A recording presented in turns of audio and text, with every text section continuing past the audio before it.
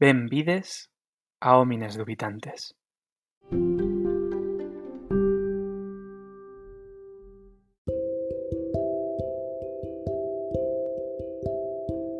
Una grata bienvenida a Homines Dubitantes. Espero que estas últimas semanas hayáis estado bien. En mi caso han sido días de mucho trabajo, que me han impedido dedicarme al podcast tanto como me hubiese gustado.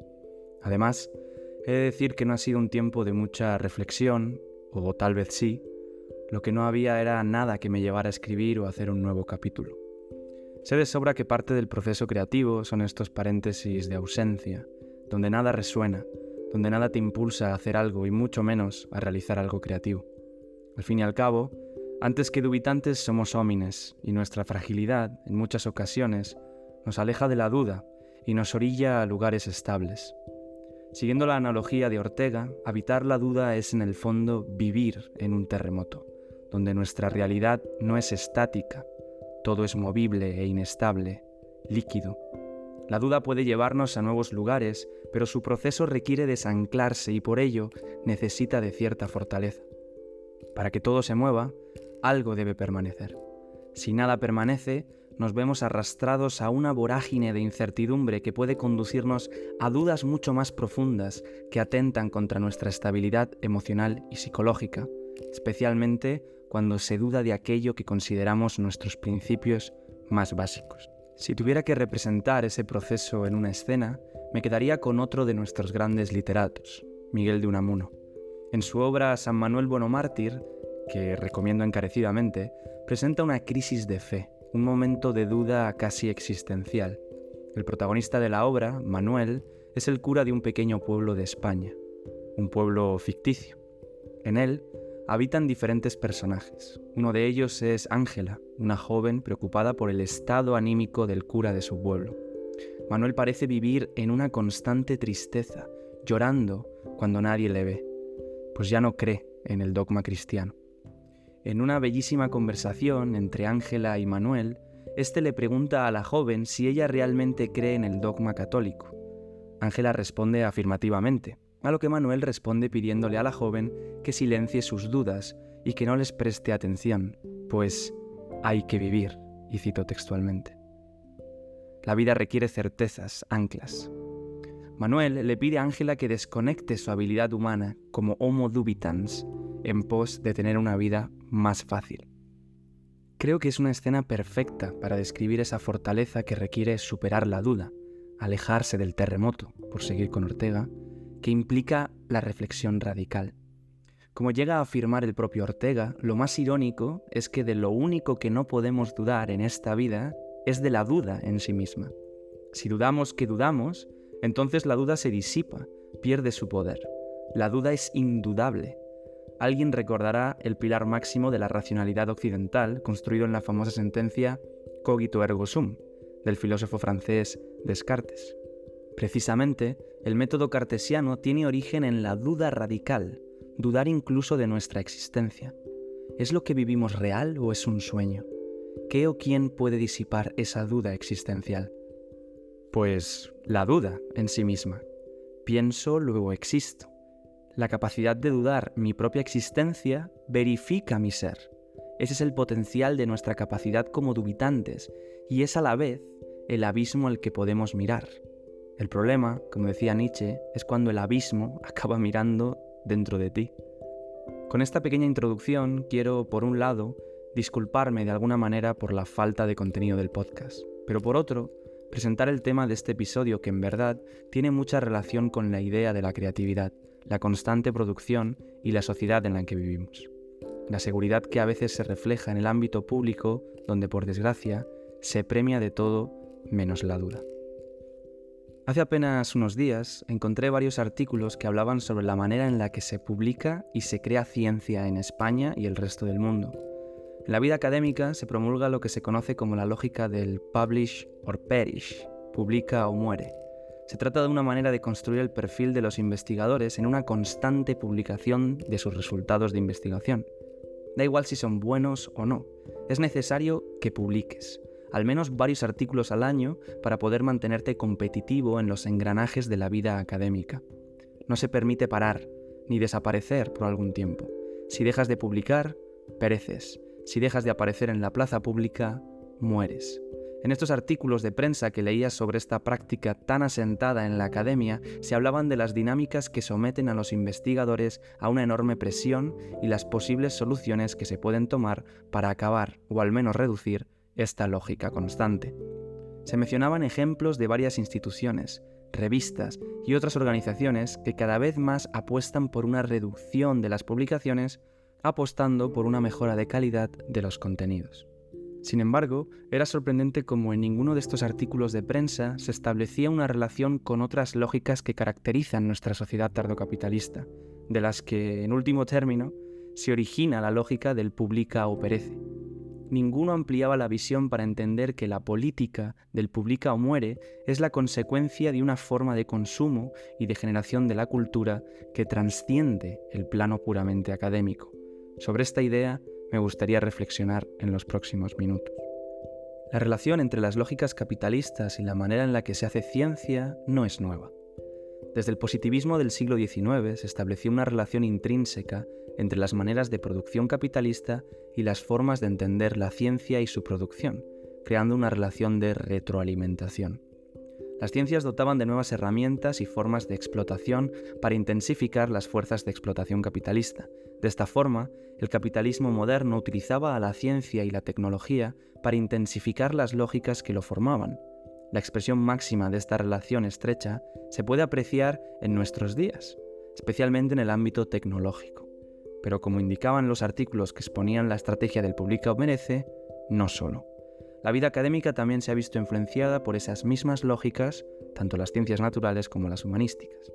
La manera de hacer ciencia perpetúa esa estrecha relación entre producción capital y producción científica.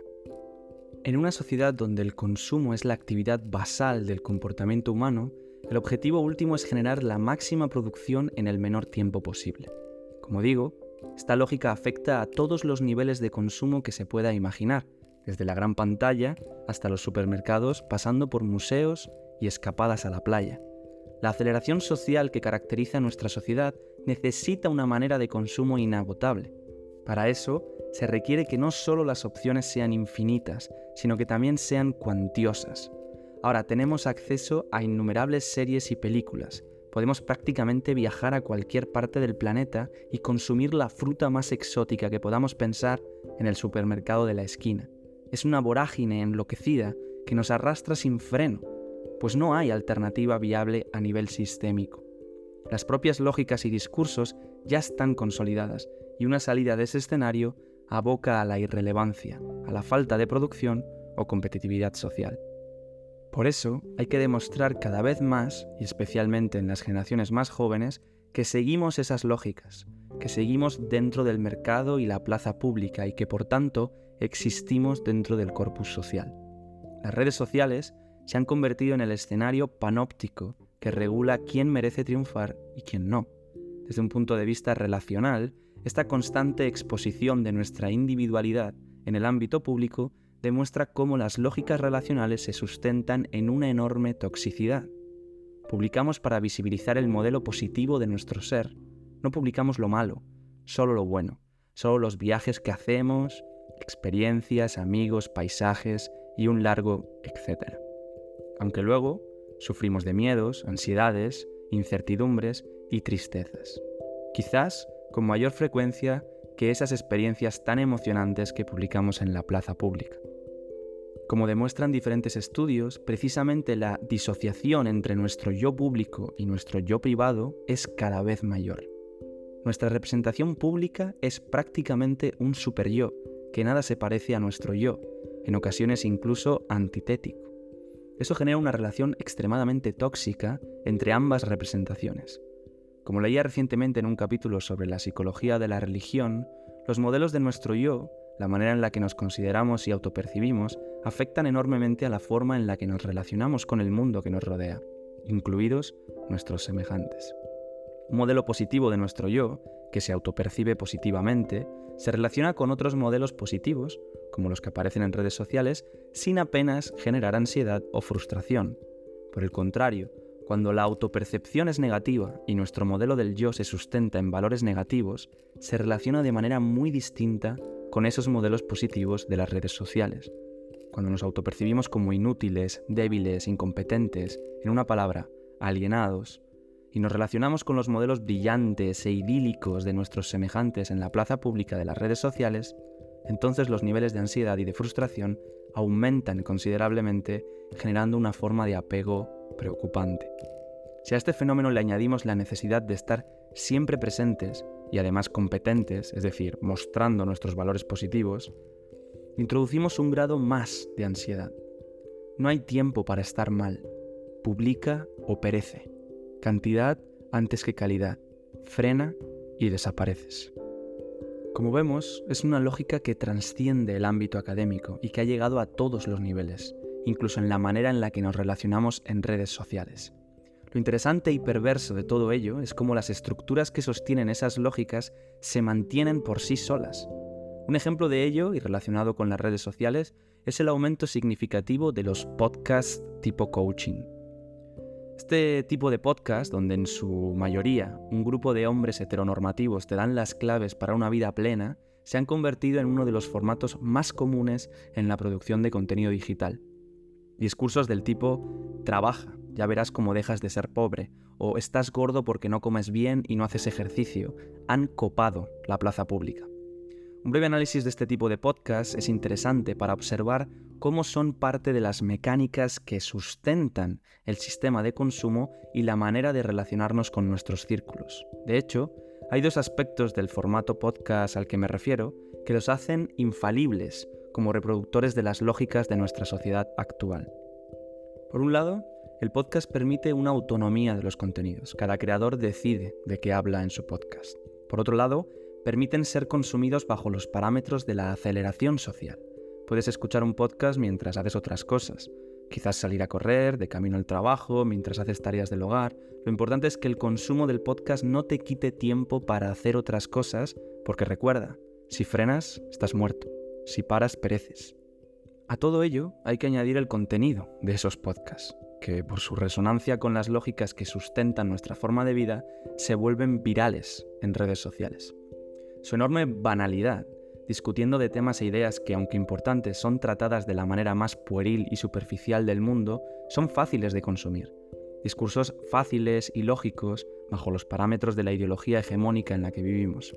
El individualismo exacerbado, las lógicas capitalistas más despiadadas y el discurso del «si quieres puedes», del que tanto hemos hablado en este podcast, suelen ser los temas tratados apuntalando las lógicas del sistema tardocapitalista que lo envuelve absolutamente todo. En definitiva, estos podcasts reproducen la forma de consumo que describía anteriormente. Lo importante es que haya muchos podcasts, aunque sean una mierda, porque la cantidad prima a la calidad. La plaza pública tiene que estar siempre llena, siempre accesible. Y quien no esté ahí, no existe. Si alguien, muéstrate y además haz caso a lo que dice esta gente, porque han conseguido el éxito. La alternativa a todo ello no es para nada sencilla. Lo que debemos evitar a toda costa es vernos abocados a una producción cultural gota a gota pensada, como diría Celaya, ni tampoco a un discurso de la minoría, como pensaba Juan Ramón Jiménez. Una elitización basada en puntos meramente clasistas de la cultura es a todas luces un grave error. El objetivo es crear contenido de calidad para un público amplio y para ello se tiene que apelar a un público cuyas apetencias son ante todo diversas. No es una tarea fácil, pues precisamente para ello hay que abordar las preferencias de consumo atadas y bien atadas por las lógicas capitalistas que apelan a la cantidad y no a la calidad. Ni pretendo ni quiero, ni sé, verbalizar la fórmula ante esta coyuntura. De hecho, solo señalo las dificultades y los peligros, pero no busco encontrar la solución. De hecho, no creo que la haya. Sé lo que no se debería hacer, pero no lo que se debe hacer. Lo que sí pretendo con este episodio es atraeros a la reflexión, acercaros al terremoto de la duda también en lo que tiene que ver con las redes sociales y su estructura en la plaza pública, y la manera en la que consumimos esas redes sociales. Sé que no es apetecible, pues hay que vivir, como decía San Manuel Bonomártir. Es mejor acallar esas dudas y alejarse de la inestabilidad líquida que ello implica. No obstante, no sería leal al objetivo de este podcast si hiciera lo contrario.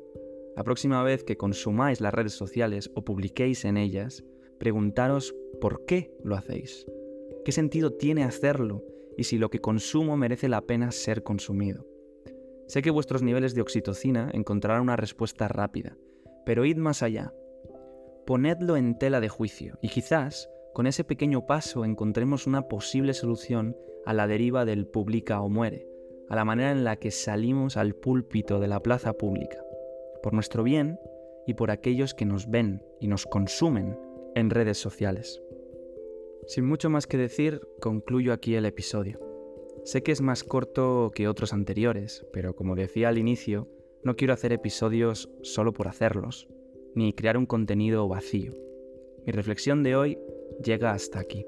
No obstante, no quiero terminar sin antes traeros algunas recomendaciones que pueden ayudaros a discutir y pensar las ideas de este episodio. Comenzando con el libro, quiero recomendaros El entusiasmo, de Remedios Zafra. Su lectura ha influenciado enormemente este episodio y muchas de las ideas tratadas están en esta magnífica publicación de una de las escritoras más brillantes de nuestro panorama literario. Además, en esta obra introduce un elemento que no hemos tratado aquí, cómo la precariedad inunda a los creadores digitales en un mundo donde petarlo en Internet se ha vuelto el ser astronauta o profesora o actriz o piloto o futbolista cuando nos preguntaban qué queríamos ser de mayores. En cuanto a la canción, creo que la música de Low Roar puede ser interesante para este episodio, en concreto su canción Easy Way Out, donde se verbaliza, con una especie de mantra, la necesidad de vivir experiencias cualitativas antes que cuantitativas. El mensaje final del I Wanna Feel Something Again Memorable alude a esa necesidad de tomar sentido y significado de lo que vivimos, más que vivir en sí mismo. No basta con vivir, sino que hay necesidad de un sentido. La imagen que decora este episodio es una obra del pintor noruego Edvard Munch. Seguro que le conocéis por su famoso cuadro El Grito. No obstante, he querido traer esta mujer mirando a través de la ventana, pintado en 1893, como la perfecta alegoría a ese consumo en las redes sociales. Nuestros teléfonos móviles no son solo pantallas, sino ventanas que nos permiten observar a un mundo exterior inabarcable. El contraste entre la oscuridad de la habitación y la luz que emana del exterior es una colorida imagen de la dualidad de la autopercepción del yo y la percepción de los modelos positivos que vemos en redes. Ese motor de inseguridades, miedos y frustraciones que lleva consigo el consumo de las redes sociales puede percibirse en el gesto de la mujer que observa sin querer ser observada en un oscuro escenario que trata de ser iluminado. Finalmente, la película que recomiendo a raíz de este episodio es Birdman, o La inesperada virtud de la ignorancia, del director mexicano Iñárritu. Bajo mi punto de vista, esta película aborda no solo la fama y la visibilidad pública, sino también la autopercepción del yo y la lógica del publica o perece. Si no la habéis visto, no quiero destriparos nada, pero el papel de Michael Keaton es el epítome de muchas de las ideas tratadas en este episodio. Un actor con una carrera prácticamente acabada, obsesionado por quién era, lucha incansablemente por volver a ser alguien en la plaza pública. Estas 4 recomendaciones cierran el episodio de hoy, que espero que os haya gustado. La temporada 2 de Homines Dubitantes está llegando a su fin. Como ocurrió con la anterior, habrá un parón veraniego y ya veremos qué nos depara el próximo curso. Es también momento de reflexionar sobre el devenir de este podcast y su futuro. Mientras, os dejo este episodio sobre precisamente si merece la pena exponerse en el escaparate inmenso de una plaza pública cada vez más incomprensible. Un abrazo grande y hasta la próxima.